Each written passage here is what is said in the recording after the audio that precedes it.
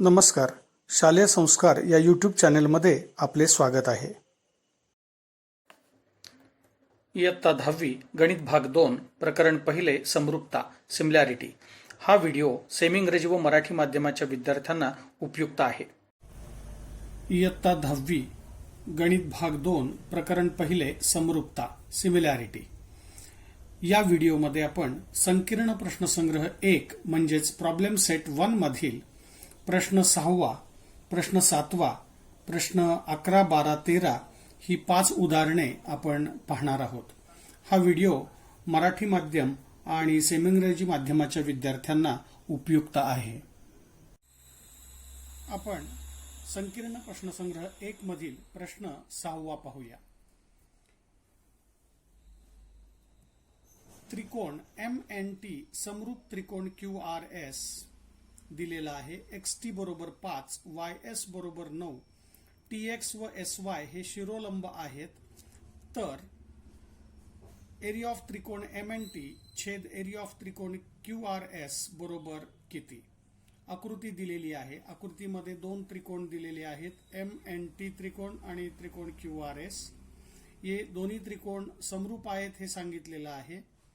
XT ची किंमत दिलेली आहे 5. XT हा शिरोलंब आहे, म्हणजे TX हा MN वर लंब आहे आणि SY हा QR वर लंब आहे. SY ची लांबी 9 आहे. ही माहिती आपल्याला दिलेली आहे. तर आपल्याला या दोन त्रिकोणांच्या क्षेत्रफळांचं गुणोत्तर किती हे विचारलेलं आहे. मग आता त्रिकोण MNT समरूप त्रिकोण QRS हे गणितात दिलेलंच आहे. मग दिले आहे. मग दोन त्रिकोण समरूप आहेत म्हणजेच त्यांचे संगत कोन एकरूप असतात. म्हणजेच हा MNT त्रिकोण आणि QRS दोन्ही समरूप आहेत हे दिलेलं आहे. म्हणजेच कोन M आणि कोन Q हे त्यांचे संगत कोन होतात. म्हणजे हे एकरूप असले पाहिजेत, कारण समरूप त्रिकोणांचे संगत कोन एकरूप असतात. म्हणजेच M आणि कोन Q ह्या दोघांना सारखी खूण इथे केलेली आहे. म्हणजेच हे कोन एकरूप आहेत, कारण ते समरूप त्रिकोणांचे संगत कोन आहेत. याला विधान 1 म्हटलं. आता हे जे दोन छोटे त्रिकोण दिसत आहेत, त्रिकोण MXT आणि त्रिकोण QYS, हे दोन त्रिकोण आपल्याला समरूप दाखवायचे आहेत.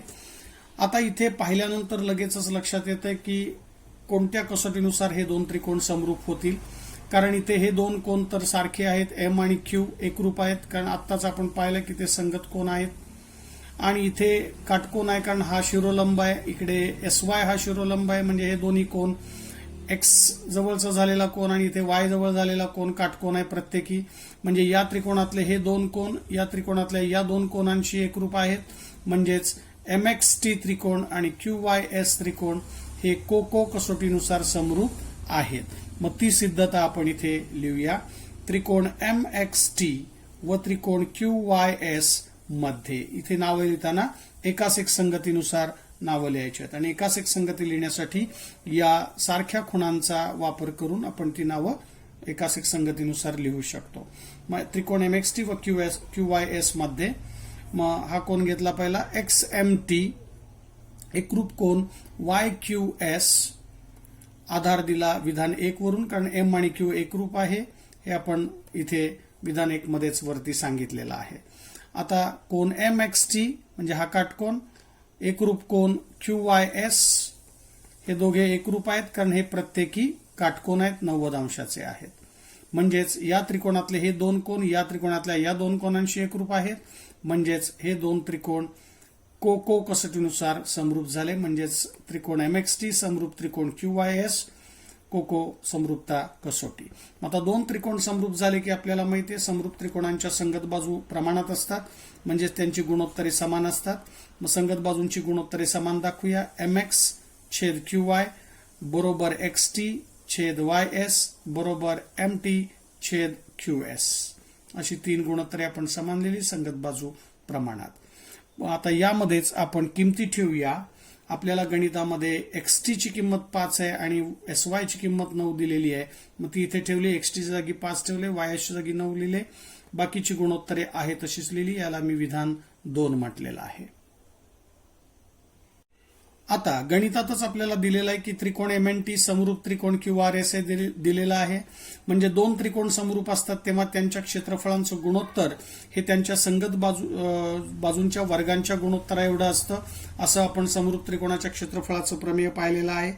मग समरूप त्रिकोणाच्या क्षेत्रफळाच्या प्रमेयाचा उपयोग करूया आणि या दोन त्रिकोणांच्या क्षेत्रफळांचं गुणोत्तर लिहूया. एरिया ऑफ त्रिकोण MNT छेद एरिया ऑफ त्रिकोण QRS बरोबर, म्हणजेच यांच्या संगत बाजू आहेत MT चा वर्ग छेद QS चा वर्ग. परंतु ही किंमत MT छेद QS ची किंमत इथेच आता विधान 2 मध्ये आपण लिहिलेली आहे 5/9 आहे. म्हणून यांच्या जागेवर 5/9 ही किंमत ठेवली. 5 चा वर्ग छेद 9 चा वर्ग आणि 5 चा वर्ग येतो 25, 9 चा वर्ग 81. म्हणजेच एरिया ऑफ त्रिकोण MNT छेद एरिया ऑफ त्रिकोण QRS बरोबर 25/81 असं आपण हे गणित सोडवलेलं आहे. नाव let us solve question 6 from problem set 1.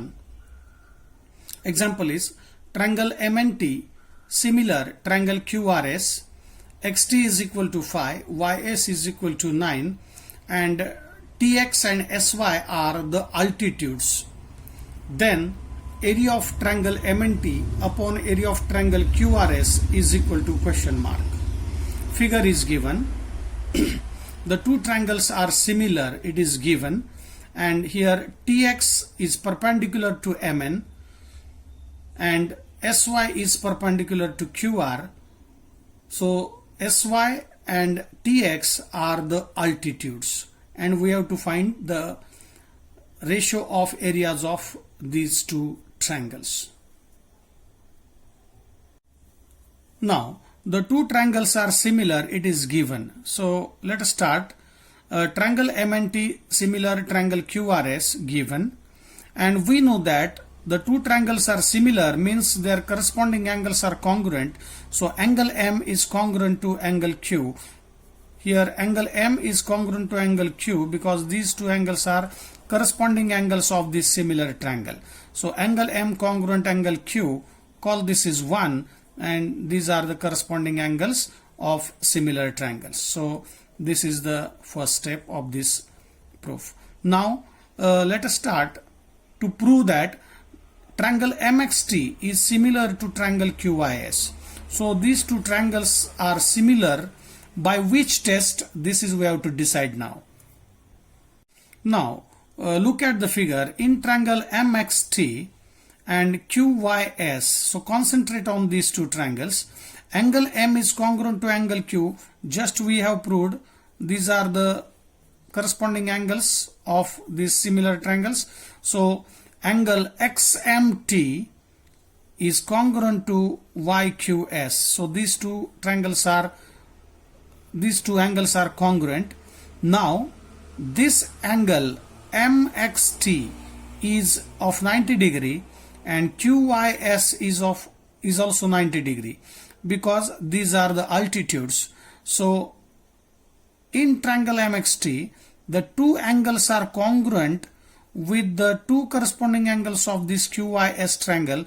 So these two triangles are similar by AA similarity test. So we can write here angle XMT congruent to angle YQS from 1 because we have proved it in statement 1. Now angle MXT is congruent to angle QYS, each 90. So these two triangles are similar. So triangle MXT is similar triangle QYS by AA test of similarity. Now the triangles are similar, so we know that the corresponding sides are in proportion. Whenever the triangles are similar, then their corresponding sides are in proportion, means the ratio of corresponding sides are equal. So we can write the ratios are equal here. So mx upon qy is equal to xt upon ys is equal to mt upon qs. So we wrote here all the ratios are equal.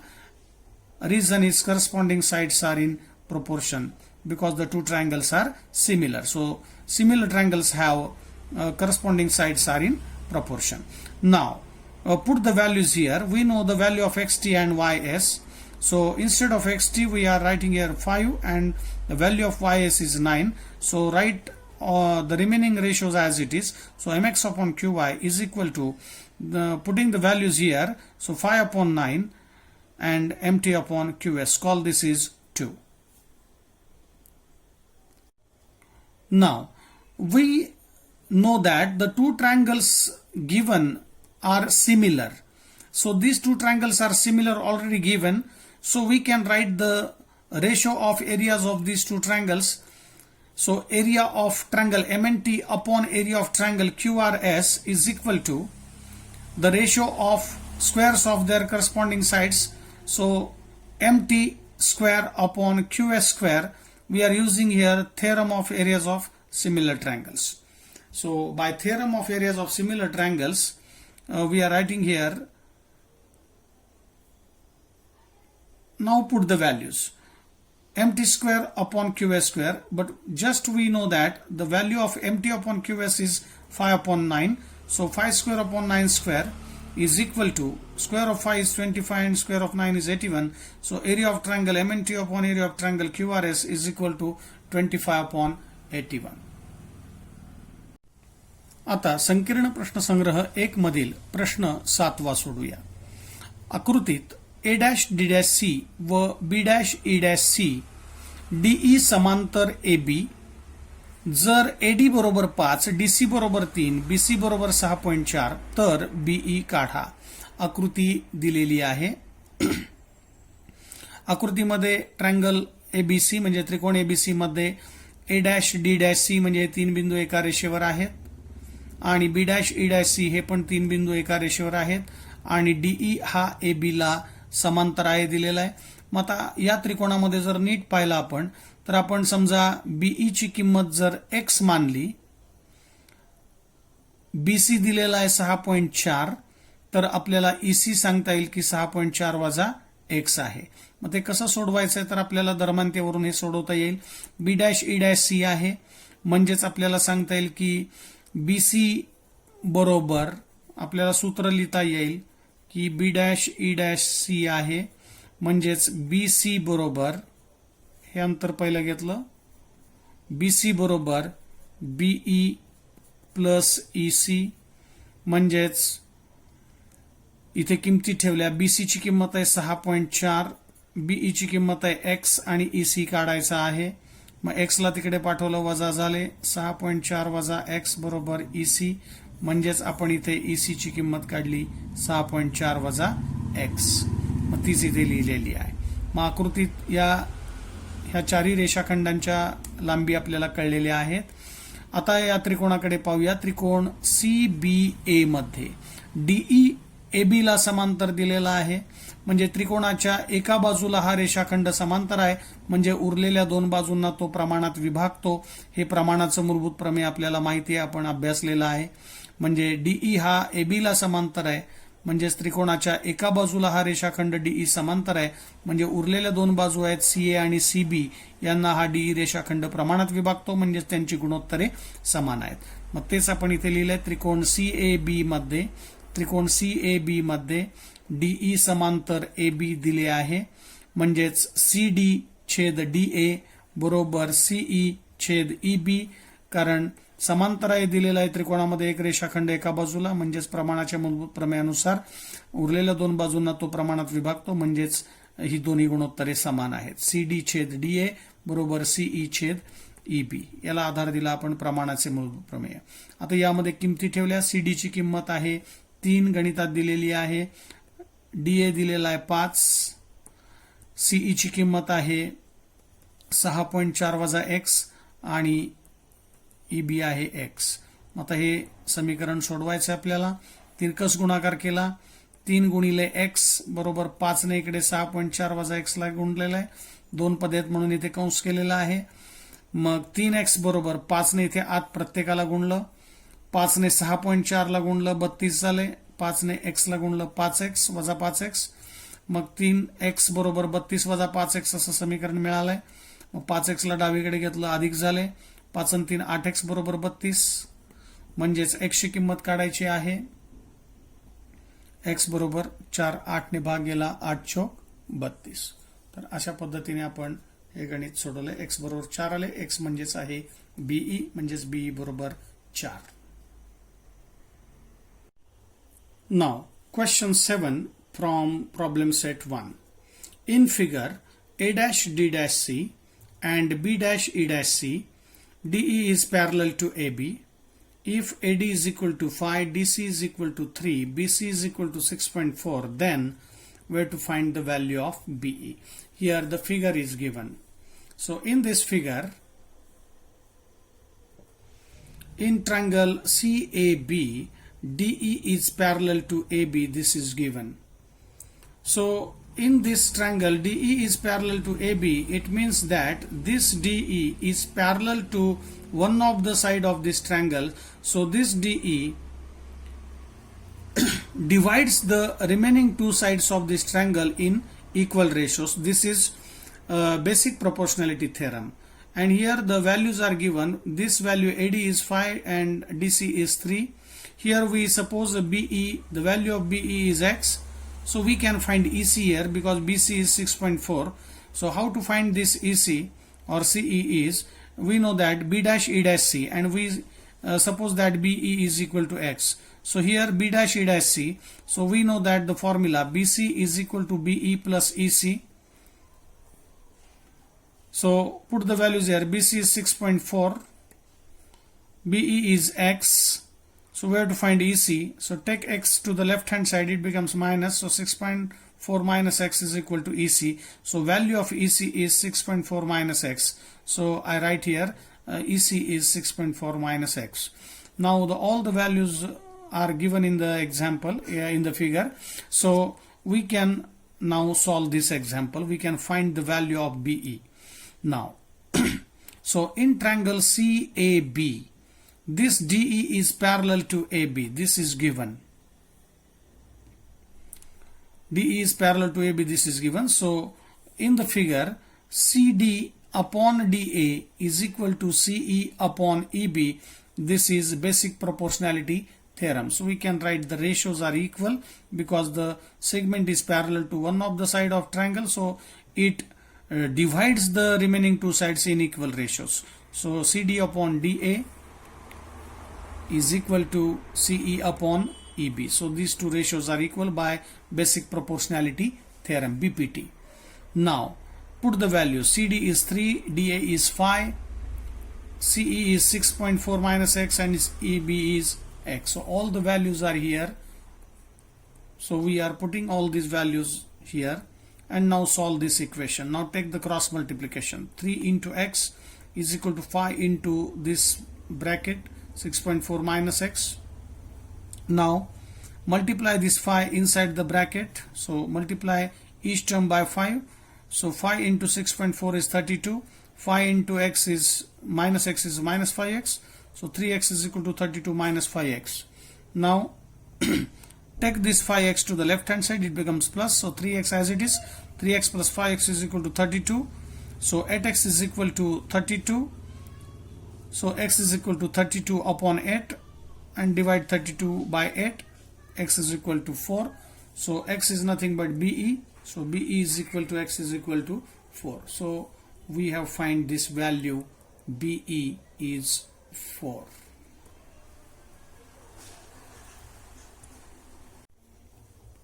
संकीर्ण प्रश्नसंग्रह 1 मधील प्रश्न 11वा पाहूया.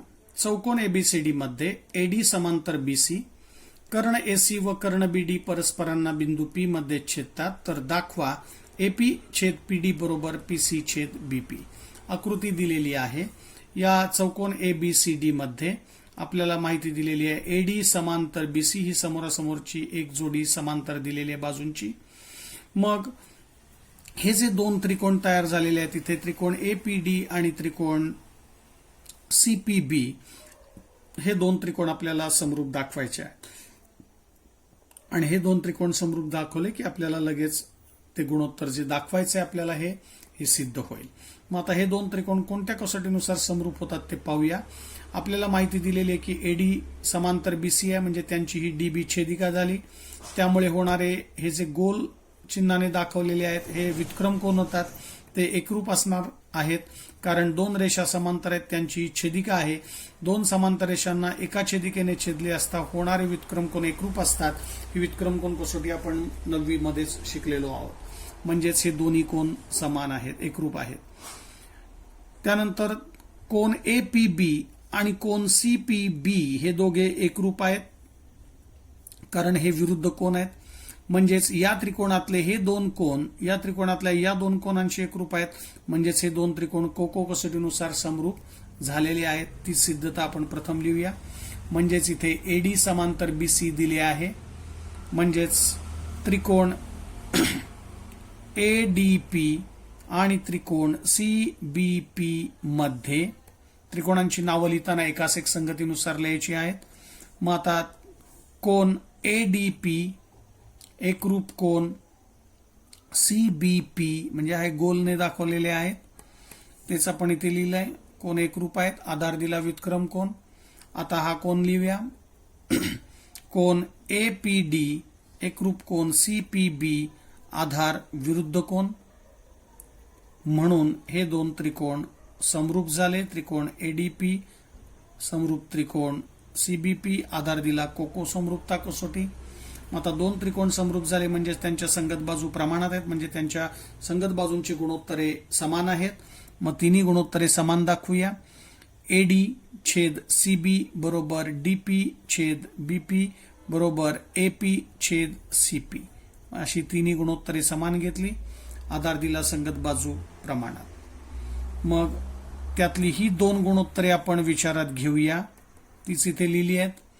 AP छेद CP हे गुणोत्तर इथे लिहिलंय आणि इकडे लिहिलंय डीपी म्हणजेच पीडी आणि छेद बीपी. आता ही दोन्ही गुणोत्तरे समान घेतलेली आहेत आणि हेच इथे आपल्याला सिद्ध करायचं होतं. एपी छेद सीपी एपी छेद सीपी बरोबर पीडी छेद बीपी आपल्याला मिळालेला आहे. आता यांच्यामध्ये जर पाहिलं आणि जे सिद्ध करायचं तिकडे जर पाहिलं तर लक्षात येईल की आपण उत्तराच्या अगदी जवळ आलेलो आहोत. म्हणजे या दोघांमध्ये जर एकांतर क्रिया केली, ही मागच्या वर्षी आपण 9वी मध्ये मॅथ्स 1 मध्ये रेशो प्रपोर्शन प्रकरणामध्ये म्हणजेच गुणोत्तर प्रमाण प्रकरणामध्ये आपण ही एकांतर क्रिया पाहिलेली आहे. मग ती जर क्रिया केली तर आपल्याला लगेच ही जे सिद्ध करायचं जे दाखवायचं होतं ते सिद्ध होईल. म्हणजेच इथे एकांतर क्रिया करूया. एकांतर क्रियेमध्ये दोघांच्या अंशाचं गुणोत्तर घ्यायचं असतं एका बाजूला आणि दोघांच्या छेदाचं गुणोत्तर इकडे लिहायचं. म्हणजे एपी छेद पीडी बरोबर सीपी छेद बीपी याला आधार दिला एकांतर क्रिया आणि हेच आपल्याला सिद्ध करायचं होतं इथे. Now let us solve question 11 from problem set 1.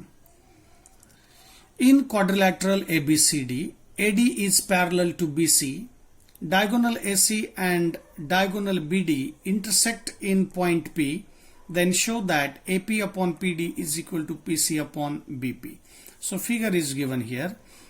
So in quadrilateral ABCD, this AD side and BC side are parallel. So it is given.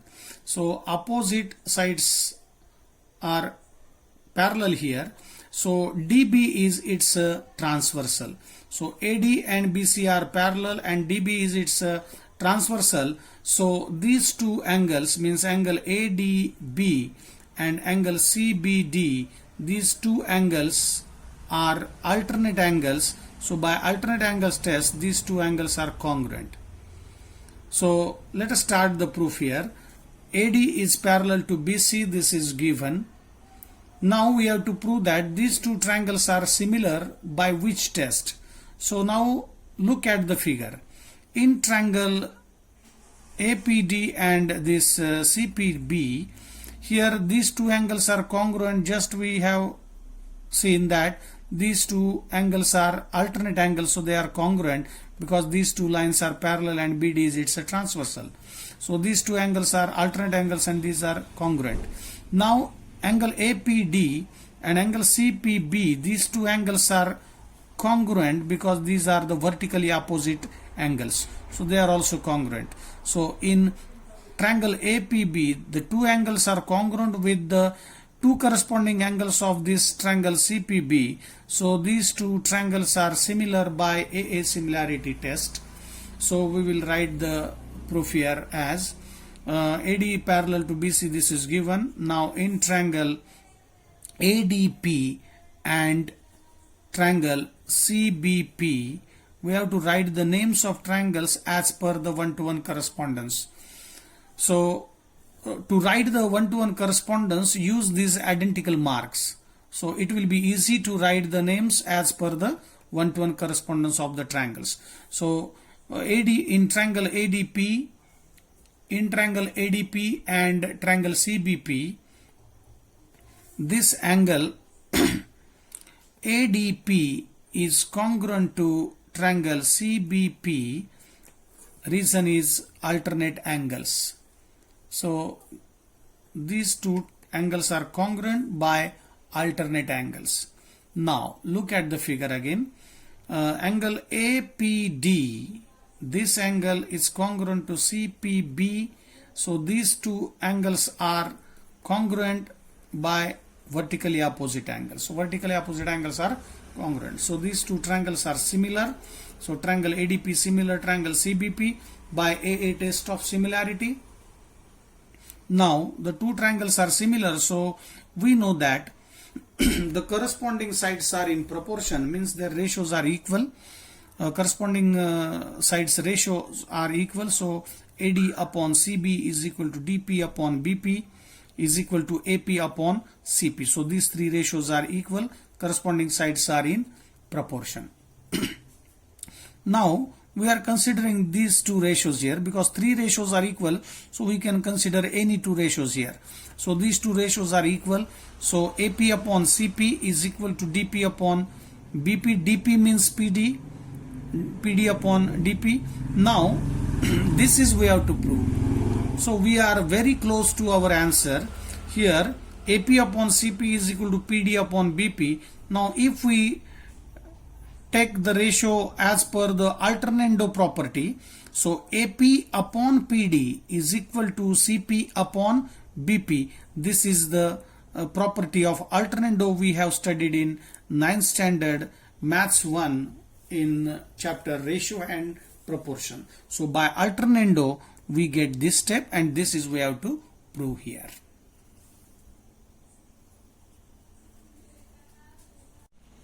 Now let us solve question 12 from problem set 1. In the figure 1.80 here, XY parallel segment AC. So XY is parallel to AC. It is given. If 2AX is equal to 3BX and XY is equal to 9, complete the activity to find the value of AC. So we have to complete this activity here. Figure is given. Now look at the figure. XY is parallel to segment AC. So these two sides are equal, segments are equal. So these two segments are equal. So these two angles are congruent because corresponding angles. So these lines are parallel. This is a transversal. So these are the corresponding angles, and these are also corresponding angles. So identical mark shows that these angles are congruent. So now this triangle is similar to this big triangle. So these two triangles are similar now. So let us start with the activity here. 2AX is equal to 3BX. It is given. So here I write here 2AX is equal to 3BX. It is given in the example. So I will write the in ratio form as, I will write AX as it is. So take this BX to the left hand side, it will come in the denominator. So AX upon BX is equal to 3 upon 2. So I will get the ratio here. So AX upon BX is equal to 3 upon 2 because these values are given here. So AX upon BX is equal to 3 upon 2.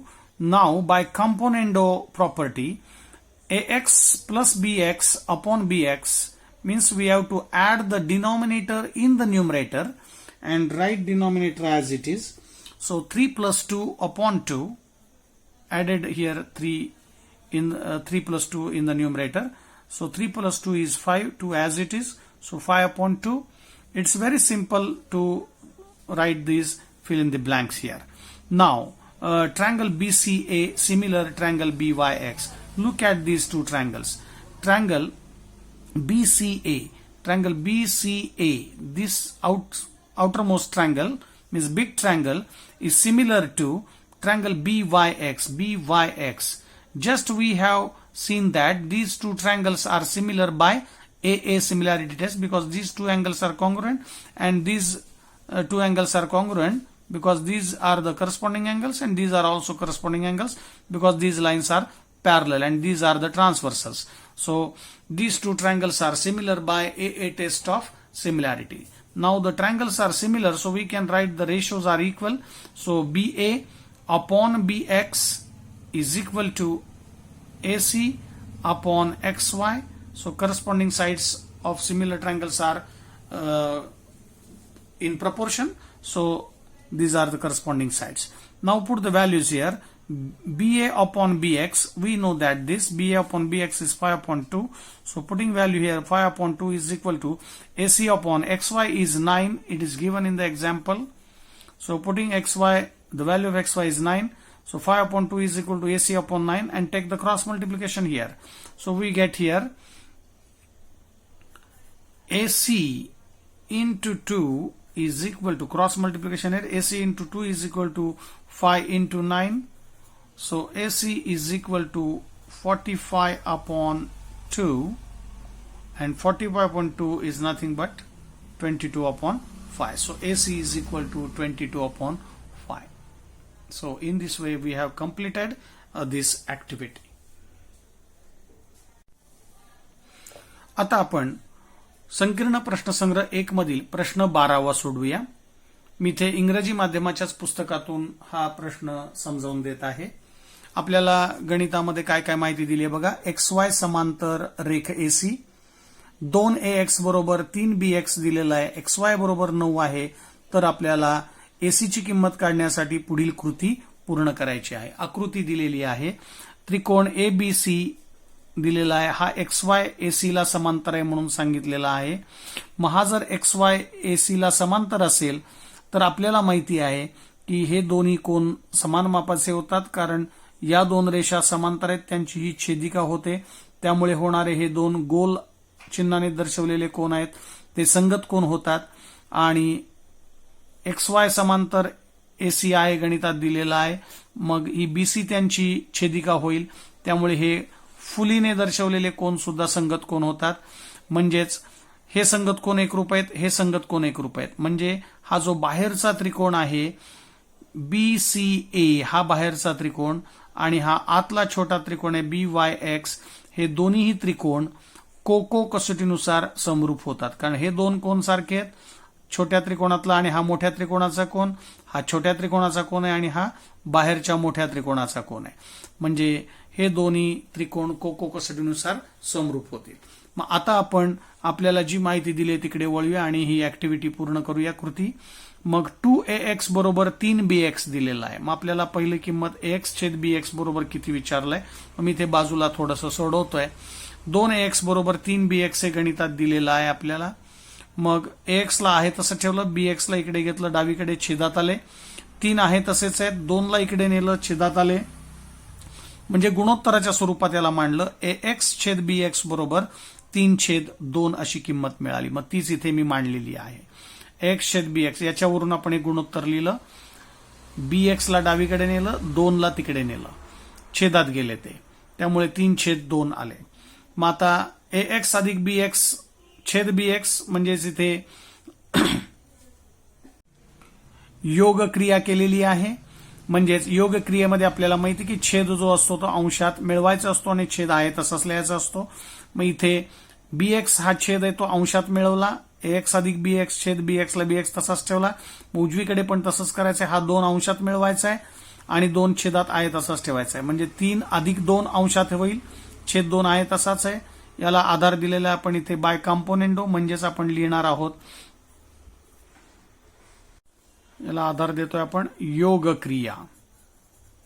मग योग क्रियेनुसार आपण इथे अंशात बेरीज केली. मग आता AX आणि BX यांची बेरीज म्हणजेच कोण आहे बघा, AX आणि BX या दोघांची बेरीज म्हणजेच AB आहे, कारण ही दरम्यान तर आपल्याला माहिती आहे A'(X')B. मग त्यानुसार आपण इथे किंमत लिहिली. उजवीकडे बेरीज झाली 3 आणि 2 5, छेदात 2 आहे तसे या दोघांची बेरीज झाली AB छेद BX आहे तसा 3 आणि 2 5, छेदातले 2 उजवीकडे तसे, याला विधान 1 म्हटलं. आता आपण मगाशी जे पाहिलं होतं की हा छोटा त्रिकोण आहे आणि हा मोठा त्रिकोण आहे, हे कोको कसोटीनुसार समरूप आहेत. त्याची सिद्धता इथे लिहिलेली आहे. त्रिकोण BCA समरूप त्रिकोण BYX समरूप आहेत, कारण AA समरूपता कसोटी. इथे आपण लिहू शकतो की म्हणजेच कोको समरूपता कसोटी, कोको समरूपता कसोटी असा आधार आपण इथे लिहू शकतो. कारण या त्रिकोणातले 2 कोन मोठ्या त्रिकोणातल्या या 2 कोनांशी एकरूप आहे, कारण हे संगत कोन आहेत, कारण या 2 रेषा समांतर आहेत, त्यांच्या या छेदिका आहेत, त्यामुळे होणारे हे संगत कोन आहेत आणि तसेच हे पण संगत कोन आहेत. म्हणजेच इथे हे 2 त्रिकोण समरूप झाले कोको समरूपतेच्या कसोटीनुसार. मग आता 2 त्रिकोण समरूप झाले म्हणजेच त्यांच्या संगत बाजू प्रमाणात असतात, म्हणजे संगत बाजूंची गुणोत्तरे समान असतात. मग इथे गुणोत्तर लिहिलेलं आहे BA छेद BX बरोबर AC छेद XY. या समरूप त्रिकोणांच्या संगत बाजू आहेत, तेच आपण इथे लिहिलं आहे. म्हणजेच त्यांची गुणोत्तरे समान असतात, कारण त्रिकोण समरूप आहेत. मग आता याच्यात किमती ठेवल्या. AB छेद BX ची किंमत आत्ताच काढली आपण 5/2 आहे. XY ची किंमत गणितात दिलेलीच आहे 9 आहे. मग ती इथे ठेवली XY च्या जागी आणि यांची किंमत ठेवली आपण 5/2 आहे. मग यांच्यात तिरकस गुणाकार केला. 2 गुणिले AC बरोबर 9 गुणिले 5, तो इथे आपण सोडवला. 2 गुणिले AC बरोबर 5 गुणिले 9, उजवीकडचा गुणाकार झाला 5 9 45. मग AC ची किंमत काढायची, 2 ला तिकडे नेलं, छेदात गेले 45/2 म्हणजेच 22.5 असं आपल्याला उत्तर मिळालेलं आहे. आता संकीर्ण प्रश्नसंग्रह 1 मधील सर्वात शेवटचा प्रश्न म्हणजेच 13वा प्रश्न आपण सोडूया. आकृतीत चौरस DEFG हे शिरोबिंदू त्रिकोण ABCच्या बाजूंवर आहेत. कोन A बरोबर 90 अंश आहे, तर सिद्ध करा DE वर्ग बरोबर BD गुणिले EC. आकृती इथे दिलेली आहे. हा त्रिकोण ABC आहे. त्रिकोण ABCच्या अंतर्भागामध्ये हा DEFG हा चौरस आहे, म्हणजे चारी बाजू समान आहेत आणि प्रत्येक कोन काटकोन आहे. आणि याचे शिरोबिंदू जे आहेत ते त्रिकोणाच्या बाजूंवर आहेत म्हणून सांगितलंय. कोन A देखील 90 दिलेला आहे, म्हणजे हा त्रिकोण BAC काटकोन त्रिकोण आहे. तर आपल्याला सिद्ध करायचे DE वर्ग बरोबर BD गुणिले EC. मग आता गणित सोडूया. चौकोन DEFG हा चौरस आहे दिलेला, DEFG हा चौरस आहे दिले आहे. मग आपल्याला माहिती आहे की चौरसाच्या चारी बाजू समान असतात, एकरूप असतात. मग तेच लिहिले DE बरोबर EF बरोबर FG बरोबर GD. या चारही बाजू समान आहेत. विधान 1 चौरसाच्या बाजू. तसंच प्रत्येक कोन काटकोन असतो हे आपल्याला माहिती आहे, म्हणजेच GDE हा कोन आणि DEF हा कोन हे दोन्ही काटकोन आहेत. हे आपण इथे लिहिले चौरसाचे कोन आहेत. म्हणजेच GD हा BC वर लंब आहे आणि इथे FE हा सुद्धा BC वर लंब आहे ते लिहिलेलं आहे. मग आता 2 त्रिकोण आपल्याला समरूप दाखवायचे आहेत, त्रिकोण BAC व त्रिकोण BDG. ह्या 2 त्रिकोणांकडे जरा आकृतीत पाहूया. त्रिकोण BAC म्हणजे हा मोठा त्रिकोण बाहेरचा आणि दुसरा त्रिकोण आहे BDG म्हणजे हा इकडचा डावीकडचा छोटा त्रिकोण आहे. मग आता या 2 त्रिकोणाकडे जरा नीट पाहूया. हा कोण तो दिसतोय B, हा तर दोन्ही त्रिकोणांचा सामायिक कोन आहे, कारण हा छोट्या त्रिकोणाचा सुद्धा कोन आहे आणि हा मोठ्या त्रिकोणाचा सुद्धा हा कोन आहे, म्हणजे हा कोन सामायिक आहे. आणि इथे काटकोन आहे, कारण आत्ताच आपण पाहिलं की हा GD लंब आहे. इकडे काटकोन आहे म्हणजे इकडे सुद्धा काटकोनाचे, कारण हे रेषेजोडीतले कोन आहेत आणि त्यामुळे त्यांची बेरीज 180 असणार. हा 90 आहे म्हणजे हा सुद्धा 90 आहे. त्यामुळे GD लंब आहे BC वर, त्यामुळे हा काटकोन आहे. आणि या मोठ्या त्रिकोणात इथे काटकोन दिलेला आहे, म्हणजे हा छोट्या त्रिकोणातले हे 2 कोन आणि मोठ्या त्रिकोणातला हा सामायिक आणि हा काटकोन, म्हणजे कोको कसोटीनुसार हे दोन्ही त्रिकोण समरूप झाले. त्याची सिद्धता आपण लिहूया. त्रिकोण BAC व त्रिकोण BDG मध्ये कोन BAC म्हणजे हा घेतलाय मोठ्या त्रिकोणाचा कोन एकरूप कोन BDG प्रत्येकी 90°. नंतर लिहिला कोन ABC म्हणजे हा सामायिक कोन घेतला मोठ्या त्रिकोणाचा.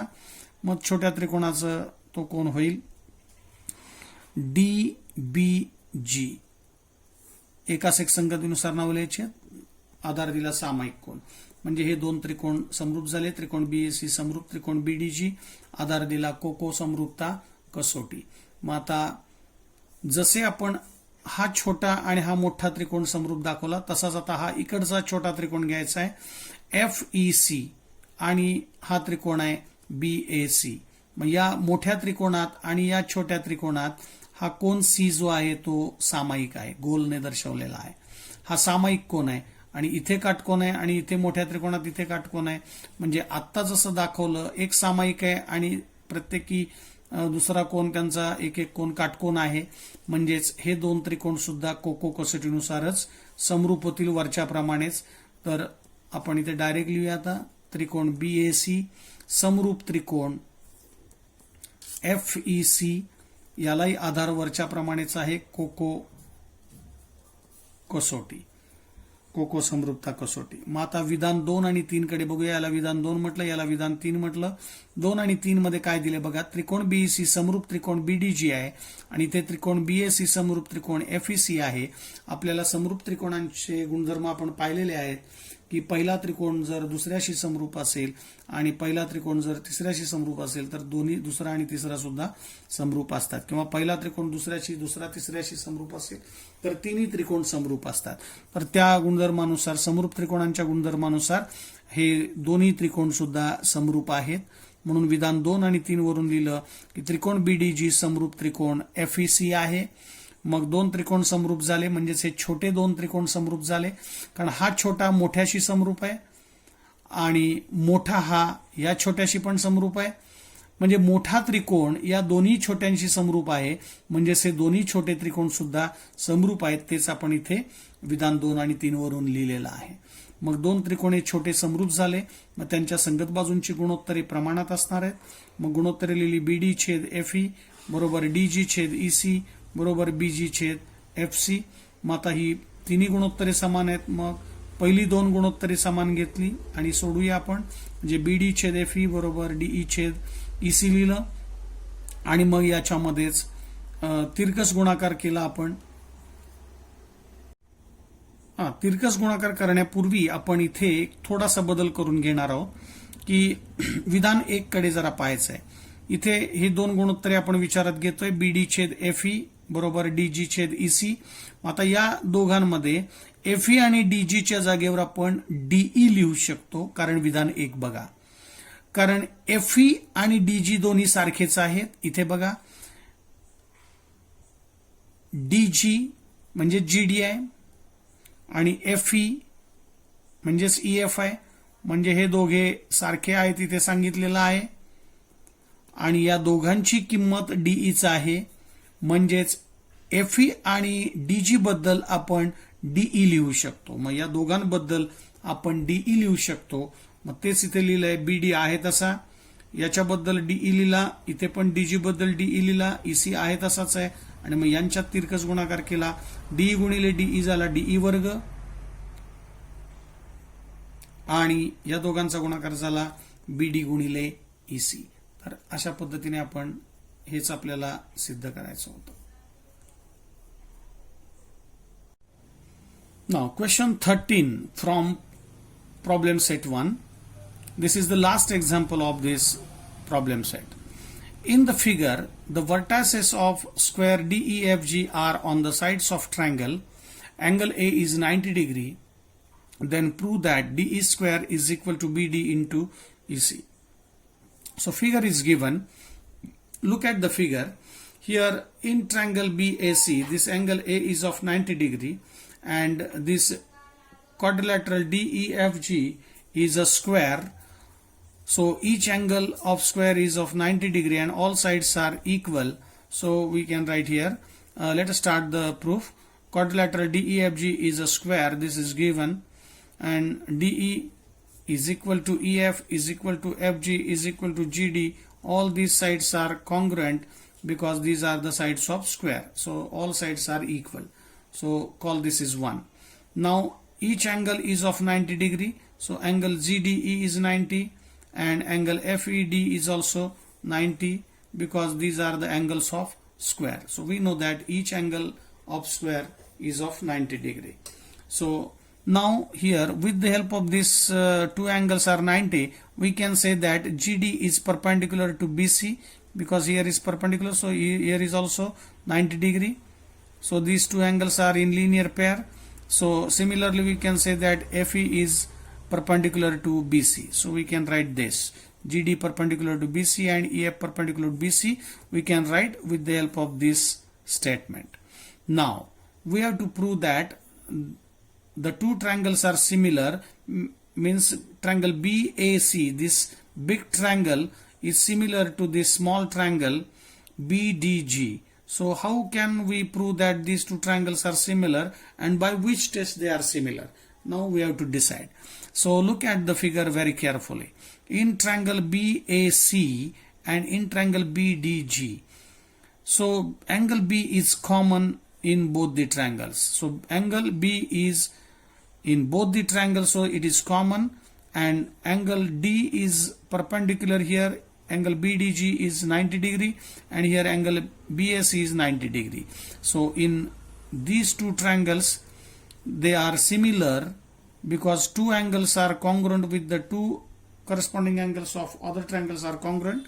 So these two triangles are similar by AA similarity test. So let us start with the this.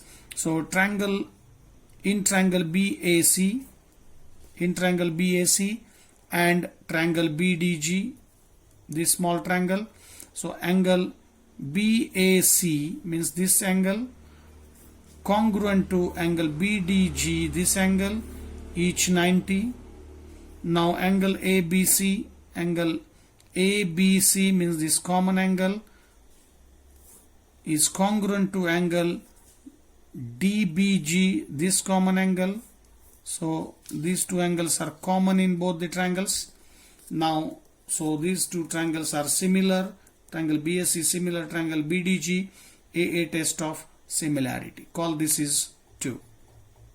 Similarly, we can prove that this big triangle is similar to this small triangle, means this triangle FEC, by the same test of similarity, AA test. So here we cannot repeat the same steps here. So instead of writing all the steps here, we can simply write triangle BAC is similar to triangle FEC, same by AA test of similarity here. So call this is 3. Now here look at the statement 2 and 3. Triangle BAC similar triangle BDG and triangle BAC similar triangle FEC. Look at in the figure. This big triangle is similar to this small triangle and this big triangle is similar to this small triangle. So these are the two statements 2 and 3. Now this big triangle is similar to both the small triangles, means these small triangles are also similar. So we know the properties of similar triangles. So with the help of this property and from 2 and 3 we can say that these small triangles are also similar. So triangle BDG similar triangle FEC, and now the two triangles are similar, so we can write their corresponding sides are in proportion, so ratios are equal. So BD upon FE is equal to DG upon EC is equal to BG upon FC. So these three ratios are equal, corresponding sides are in proportion. Now we can consider these two ratios here. BD upon FE is equal to DG upon EC. Now in these two ratios we can change here the names of these segments here by statement 1. So look at the statement 1 and this step. Here BD upon FE is equal to DG upon EC. Now FE and DG are same, they are equal in equation in statement 1. So here look at here, GD means DG and FE means EF. Here these two are congruent here, and the value of these two, GD and FE, is DE. So we can write, instead of EF we are writing DE, and instead of writing GD again we are writing DE, because all these threes are equal. So the value of EF and GD we are writing as DE. So here put here FE, instead of FE we are putting DE, and instead of this DG we will put DE. So BD as it is, instead of FE we put DE, instead of DG we put DE, and EC as it is. So these two terms as it is, and instead of these two we are putting DE. So take the cross multiplication here, DE into DE gets DE square and BD into EC. So this is we have to prove here. This is we have to prove here.